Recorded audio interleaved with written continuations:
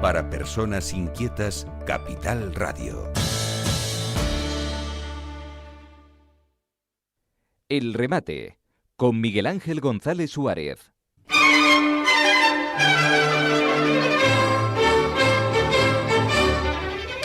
Bueno, qué maravilla, ya tenemos aquí al doctor Vladimiro Rodríguez Brito, que la semana pasada estuvo allí en la bajada, yo no sé si en la bajada del trono. Vladimiro, buenos días, doctor. Sí, señor, buenos días. ¿Estuviste en La Palma, en la bajada? No, estuve en Barlovento. En Barlovento, ¿no fuiste a...? No, me había gustado ir sobre todo con los nietos a lo de los enanos. ¿Y no fuiste a los enanos? No. Ni al Minué ni nada. Estamos secuestrados aquí en Tenerife. ¿Pero y Villeso? Pues el nieto tiene un problema y va mejorando mucho, pero está aquí.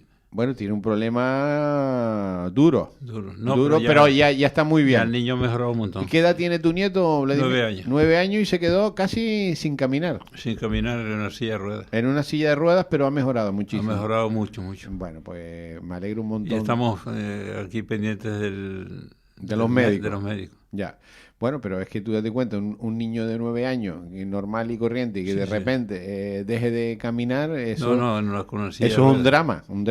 Ya camina, anda se sube a la bicicleta, camina, ha mejorado mucho. Genial. Pero bueno, has estado durante un año muy preocupado. Sí, sobre todo la abuela, todos los La padres. abuela y el abuelo, que eres tú. Hemos estado en esta guerra. Bueno, lo importante es que va mejorando. Mucho. Bueno, de lo cual nos alegramos. Bueno, me estaba recordando hoy que un día como hoy, un 10 de julio de 1925, se inauguró la Ciudad Universitaria de París. Y entonces me acordé de ti porque tú hiciste un segundo doctorado, ¿no, Vladimiro? ¿O el primero? ¿Cuál fue el tuyo? No. Yo soy una persona, sin echarnos faroles, que ha ido a dirigir una tesis doctoral en una universidad francesa. Que fuiste a dirigir la tesis doctoral en una universidad francesa. Francesa, sin saber francés. Sin saber francés. Ni tener el recorrido académico que mucha gente ha tenido. Es decir, un campesino que sale de Barlovento del año 60 y pico y lee una tesis doctoral a comienzos del siglo XX y la dirige con otros franceses en la París 8. En la París 8. ¿Qué es eso de la París? Son parte del recorrido que, sin echar faroles, con toda la máxima humildad que hay que tener en la vida, yo a veces me pongo a leer, a mirar las cosas que he hecho y me parecen que yo no estaba ahí. Ya. Porque el caso ese de la tesis doctoral, esa me parece un... ¿Y cómo te llaman tú a presidir una tesis doctoral en París? Eso tiene que ver con un profesor francés que hizo un libro, un trabajo sobre la geografía del subdesarrollo, y en los últimos años de Franco yo obligaba o le planteaba a mis alumnos que todos tenían que leer el libro de Yves Lacoste de la geografía del subdesarrollo. Eso daba lugar a que incluso mandaban policías a clase a ver, porque consideraban que era un trabajo subversivo. Estamos hablando de la época de Franco, tú, profesor de la Universidad de La Laguna. De La Laguna. Y en ese tiempo apareció una francesa que había sido alumna de Yves Lacoste y me propuso el hacer un estudio sobre la agricultura del mercado común y la agricultura de la ultraperiférica o de las regiones ultraperiféricas de Martinica, Guadalupe, Canarias y Azores. Y en eso comenzamos el trabajo. Uh-huh. Y cuando ya íbamos avanzando el trabajo, pues me presentó... Una francesa que hablaba español, claro. Sí. Que iba a hacer el doctorado. Y lo hizo aquí. Y ha estado de profesora en La Laguna también. Y ha estado de profesora en La Laguna. Sí. Y entonces tú fuiste como presidente de... No, yo fui el director de la tesis doctoral de Irene Dupuy. Sí. En la París 8. Es decir, que cosas que para mí eran impensables. Pero ¿y la tesis la daban en francés? Sí, en francés y en castellano. En francés y castellano la tesis. Lo que pasa es que el que no sabía francés soy yo. Pero también la hablaban en castellano. Sí, París, ¿qué es la París 8? De las universidades. Esta es una universidad que está al norte de París. Y debe haber en París más de 8 universidades. Ya. Entonces la París 8 creo que... Si bien es verdad que esta universidad, la París 8, está muy vinculado con el mundo magrebí, con el mundo del norte de África, con el mundo argelino sobre todo. O sea que hay mucho africano. Mucha influencia francesa, digo, africana allí. Sí. Entonces fuiste director de la tesis, estuviste allí sentado en el tribunal, ¿no? Sí, sin saber francés. Sin saber francés y... Bien, me trataron bien, y como tantas cosas que ha tenido uno suerte en la vida, o que lo han respetado, porque claro, yo no era un personaje indicado para no hablar del trabajo de la agricultura y de las zonas periféricas, pues de eso he sido un aficionado siempre. Pero ir a una universidad extranjera sin saber el idioma de ese país... Ya. No es lo habitual. Pero que es un orgullo, ¿no? Sí, entra en ese recorrido que yo he hecho, que a veces yo no puedo pensar que si el año 62 yo estaba cultivando tabaco en La Palma, sin haber hecho ingreso de bachiller. Porque tú, Vladimiro, al final tú eres de una familia muy humilde, ¿no? Aunque me ha dicho Capote que tienes plátanos, que tienes un montón de plátanos. Bueno, Capote tiene un síndrome con los plátanos. Sí, pero dice que tienes plátano, estás ganando dinero con plátanos tú. Bueno, hay un en La Palma tiene... Porque él también tiene plátanos, ¿eh? Cuando decimos... Bueno, vamos a ver, este año los plátanos estuvieron valiendo los primeros meses a 40 céntimos. Ya. A ese precio no yo compré antes de ayer a 3,70 aquí. A ese precio no cubren gasta. No, está claro. Y lo hemos hablado. Y luego hemos tenido 3 meses seguidos ahora, mayo, junio y julio, seguro que julio. En julio han bajado bastante. Pero mayo y abril, desde abril, 3 meses que han llegado, han pasado de euro. La verdad que ese tema es un tema malo para los plátanos y para los agricultores y para los consumidores. Yo compré hace 2 días a 3,70 en no Santa hay Cruz. No hay razón para estar vendiendo a 3,70. Sí, pero tú... Porque esos plátanos se los van a pagar la agricultora a menos de un año. Bueno, pues alguien está ganando dinero aquí como loco. Pero de todas maneras, toda la fruta está en esa línea. Es que ahora estás viendo todo. Plátanos, manzanas, peras, albaricoque, cereza, lo que quieras comprar está en esa línea. Y entonces, ¿qué ocurre? Pues ha ocurrido que estamos perdiendo cuota de mercado en la península. Bueno, hemos pasado de 8, 9... Pero tú estás ganando dinero, pues lo que dice Capote, que estás ganando dinero con el plátano. Eso es una lectura, depende de cuándo lo hayas cortado. Es decir, en los plátanos que tenemos nosotros... ¿Pero cuántos kilos puedes tener tú, Vladimiro? Porque... 2 fanegas de plátano. ¿Y eso en kilos cuánto es? 50 y pico, 60.000 kilos. 60.000 kilos de plátano. De esos plátanos una parte se cobraron este año porque estaban tempranos.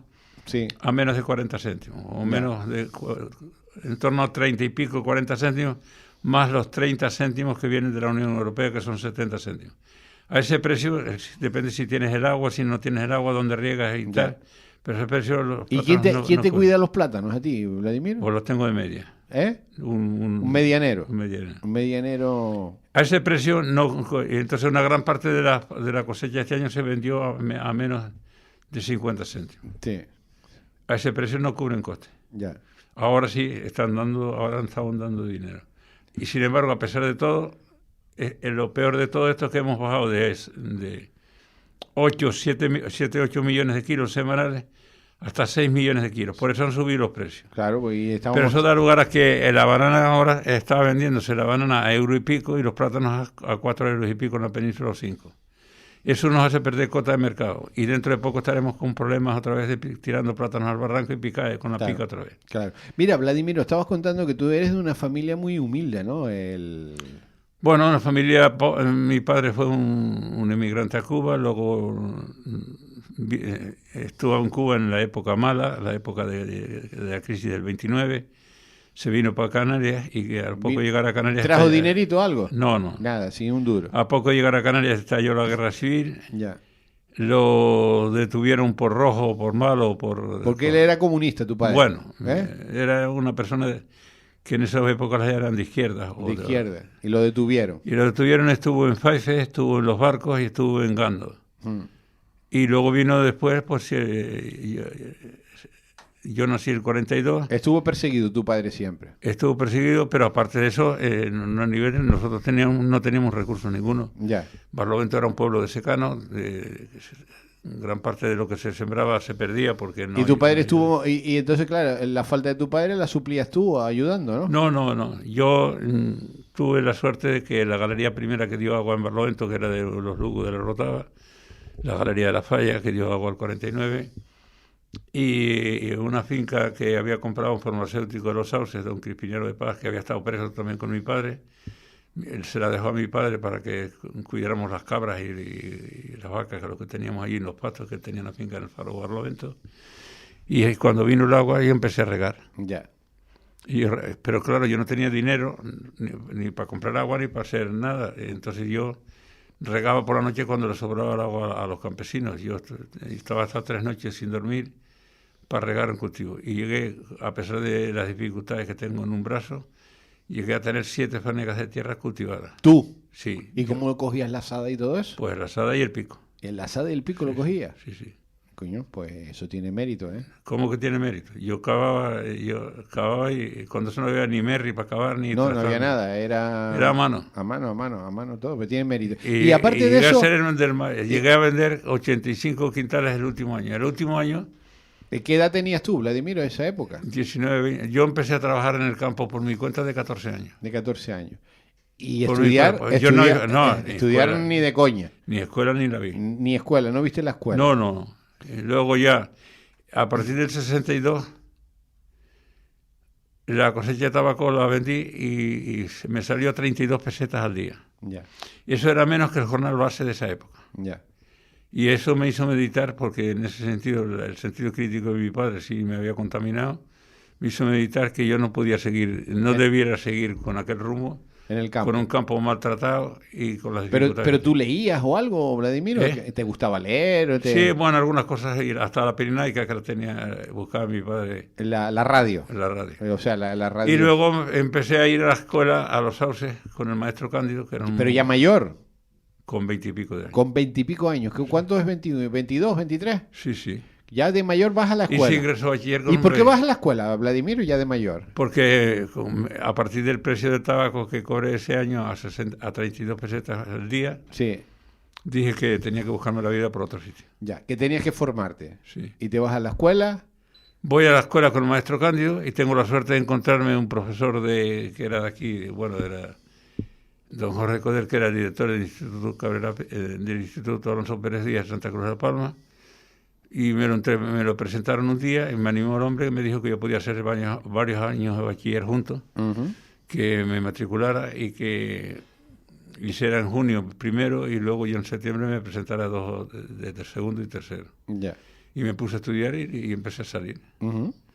Pero como no tenía dinero ni tenía posibilidades, pues lo único que hice fue estudiar por libre. Llegué a quinto de bachiller. Con cuarto me fui a estudiar perito agrícola creyendo, me dieron una beca.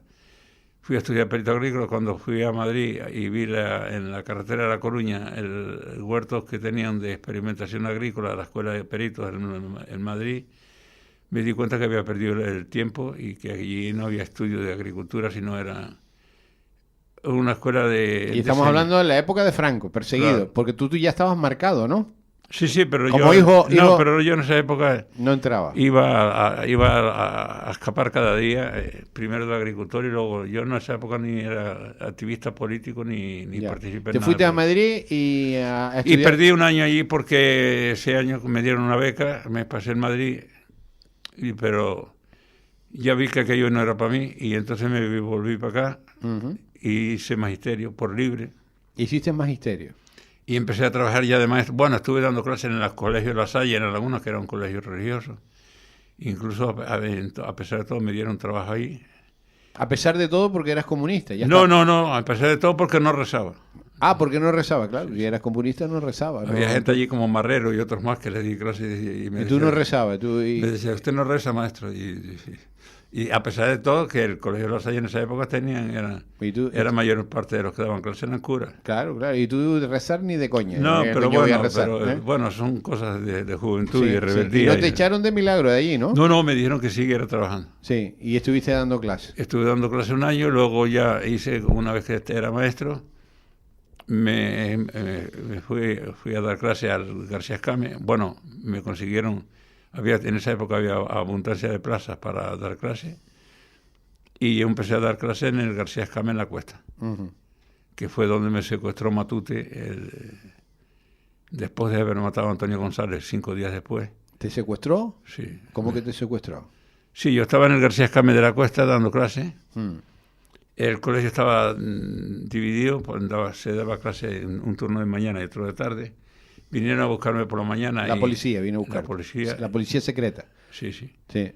Y no me encontraron, nadie me dijo nada de los maestros que estaban allí, porque se ve que yo era un personaje ya peligroso, no lo sé. Mejor no saberlo. El resultado es que cuando vinieron a buscar a las 3 de la tarde me dieron vuelta a la sola parada de la chaqueta y me dijeron, somos de la Brigada Político-Social, acompáñenos. Sí. Digo, no, porque no puedo acompañaros porque tengo que dar clase a los niños. Échelos a la calle. Mm. Y así fue. ¿Y para dónde te llevaron, Vladimir? A las mazmorras del gobierno civil, con Matute y unos sinvergüenzas más que estaban ahí. ¿Pero te dieron leña allí? Un par de leñazos me dieron. ¿Pero qué te dieron? ¿Unos más? Yo pensaba que no iba a salir vivo porque habían matado a Antonio González 5 días antes. Sí, habían matado a Antonio. Era una época muy dura aquella. Mm. Bueno, me tuvieron, la policía estuvo detrás de mí varios días. ¿Pero qué te preguntaba la policía? Porque todo. ¿Qué habías hecho tú? Que era un rojo. Que era un rojo comunista, mierda de este, era un comunista mierda y tal. Un revoltoso. Un revoltoso. Malo, ¿Y te cascaron allí? No, me dieron un par de toques. Un par de toques, pero golpes. Pero era uno un policía bueno y otro malo, y en las mazmorras de allí yo pensé... ¿Cuánto tiempo estuviste en las mazmorras, Vladimir? Una partida de horas allí. Ah, no estuviste ni un día. No. Pero estabas acojonado allí. Pero luego me seguían por todos sitios. O sea... la policía la tenían al pie mío en cada poco, vestidos de paisano. Sí, estaban persiguiendo. Con coche. Ya. Eso fue una época muy dura. Sí. ¿Y después estudiaste geografía? Después estudié geografía.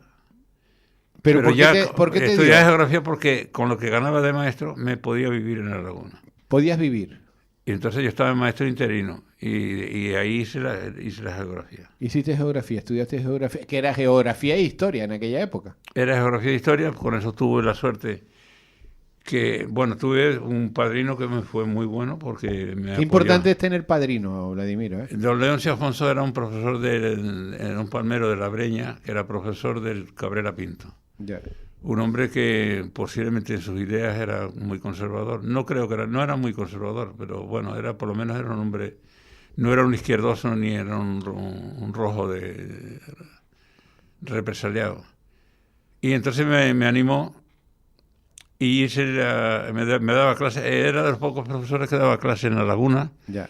Que eran profesores de instituto que daban clases en la universidad. En la universidad no había profesores de geografía propiamente, hasta que vinieron Girolsina y Burriel y otros profesores más que vinieron. Bueno, Quirós había venido antes, que venía desde Oviedo. Prácticamente la facultad estaba desmantelada desde un punto de vista de profesores y demás. Entonces ahí empecé yo y hice la tesina sobre la agricultura de La Palma. Uh-huh. Y luego no me lo publicaron ya en la época del comienzo de la democracia, porque era de Vladimiro. Y entonces al final el conde Barbate, que era el que llevaba... ¿Y cómo te dejaron dar clases si tú eras rojo? No había, dentro de la universidad había en esa época un mundo relativamente abierto. Yo tuve suerte en muchas cosas. Por ejemplo, yo sustituí a Jerónimo Saavedra en la dirección del Colegio San Fernando, y no la sustituí porque me lo regalaran, sino que me llamó Jerónimo y me dijo que él quería dejar aquello, y ya estaban comenzando los problemas del final del Franco. Y digo, bueno, pues que él convocó una asamblea, los alumnos, él me propuso a mí, y yo sustituí a Jerónimo. Yo tenía un nivel de moverme en el mundo de la enseñanza, en el mundo del trabajo y en el mundo del esfuerzo. Ya. Bueno, pero tu historia es una historia admirable. Entonces, por eso en esa época sustituí a Jerónimo. Y luego ya dando clases de maestro, y desde ahí pues ya pasé ya luego a seguir en la universidad. Entonces Girolsina, que era un murciano de Lorca, de Lorca. De Lorca, sí, puede ser de Lorca. Él me dijo, si tú haces en un año, haces la tesis doctoral, tienes trabajo aquí. Ya. Y yo pasé de cobrar 40.000 pesetas de maestro a cobrar de profesor ayudante en la universidad 14.000 pesetas. Ya, hay diferencia. 14.000 pesetas. Y estuve un año y pico cobrando esas 14.000 pesetas y haciendo la tesis doctoral. Ya. ¿La tesis tuya de qué fue, Vladimiro? La agricultura de exportación en Canarias. Ya. No, creo que no es bueno uno hacerse propaganda, pero yo le aconsejo a los que quieran leerse una parte importante de la historia agraria de Canarias, de 40 años, que sería la tesis, que tiene 400 y pico páginas, y tiene un trabajo precioso. Por ejemplo... ¿Está publicada la tesis? Sí, la publicó la Consejería de Agricultura del Gobierno de Canarias. ¿Ahí por ahí se puede conseguir? Sí, no, están todas las bibliotecas por ahí. Están todas las bibliotecas. Sí. Y esa tesis doctoral tiene un esfuerzo importante, una información muy seria. No estoy vendiendo ahora ninguna moto y sobre todo porque describe un periodo histórico importante de la agricultura canaria. Qué bonito, Vladimiro, qué bonito tu vida, ¿no? Y luego pues luego tengo una serie de publicaciones que muchas veces yo me pongo a mirar ese currículum y yo a veces no me lo creo, porque yo he estado participando en artículos de periódicos a lo largo de más de 50 años. Ya. Qué bonita tu vida, ¿no? De salir de La Palma de una familia que no tenía ni para comer, con un padre y recorría marcado, 10 kilómetros del Barlovento a Los Sauces caminando, y 10 kilómetros allá y 10 kilómetros sí, para ir a clase, después de salir de trabajar. Y te convertiste en uno de los profesores importantes de la Universidad de La Laguna. Vladimiro, se nos acabó el tiempo. Sí. Hoy no hemos... Pues viene a contar eso. Perdón, no, tenemos que hablar de las papas. Sí, pero... Es una vergüenza lo que está pasando con las papas. Hay una serie de agricultores que tienen las papas que no le pagan 40 céntimos por un kilo de papas. Eso no puede ser. Ya. Porque aquí no hay una producción de papas, sino que dentro de 3 meses habrá déficit de papas aquí. La semana que viene te prometo que hablamos solo de las papas, la semana que viene. Es que yo estuve no te vas a ir a La Palma, ¿no? No, en una semana creo que no. Vale. Yo estuve preparando el tema de las papas, porque el tema de las papas es una vergüenza. No, pero lo vamos a hablar. Es que estamos comiendo papas de Egipto en Grafía o en el tanque, pero esto no puede ser. La semana que viene lo hablamos solo las papas. Es que no puede ser. Y llamé a Narváez Quintero y esto no. Esto no puede seguir así. Bueno, la semana que viene solo papas. Vladimiro, un abrazo. Bueno, gracias. Es una vergüenza. Remate con Miguel Ángel González Suárez. Capital Radio.